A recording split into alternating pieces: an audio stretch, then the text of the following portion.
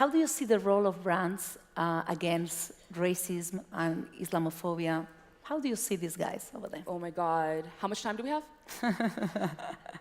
So personally, I believe that brands can be so pivotal in pushing us towards the greater good.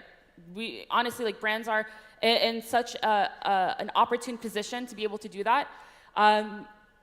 For me, my concern is making sure that brands actually have those vested interests, that's what their morals align with, not just making a profit, right? Because right now, we are in a moment where diversity is a commodity. Companies are cashing in. Many people in this audience already know that, right? Especially if you're working for brands. If you want to create a campaign these days, you have to include diversity in it, or it's going to get called out on social media. For Muslim women, how that relates to us is that now people know if they want to throw a woman in a headscarf in one of their campaigns or commercials, they're going to go viral. They're going to get more press than they could possibly pay for. And yet, many times, these brands don't actually represent Muslim women despite having them visible in their branding. Like, for example, Dolce & Gabbana is a really great example of that. They launched a line for hijabs and abayas, and it was only available in the Middle East. However, with Dolce & Gabbana, you know, that line could have been a tremendous service to what we were experiencing in the United States if it became available to us, right?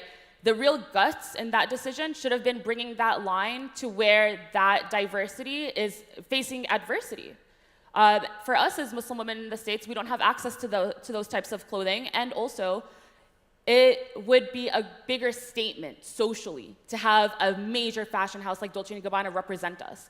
But not only did they keep it only to the Middle East and away from these intricate politics, but also they didn't include Muslim women fashion designers in creating this line. They didn't include Muslim women consultants in this line.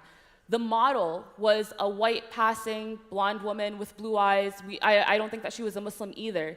So it's like, okay, is this really because you want to be inclusive of Muslim women, or is it because you see that on social media, everyone's talking about modest fashion, there's a market there, and you want to profit off of a community at a time when we are already being marginalized and neglected?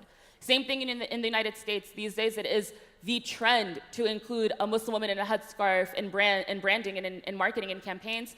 And yet, when Donald Trump started saying things like, we want to ban all Muslims from entering our country, we don't want them here, they're all terrorists, blah. How many of these brands actually made a statement saying, we stand with the Muslim people and we don't accept this type of language around them? None.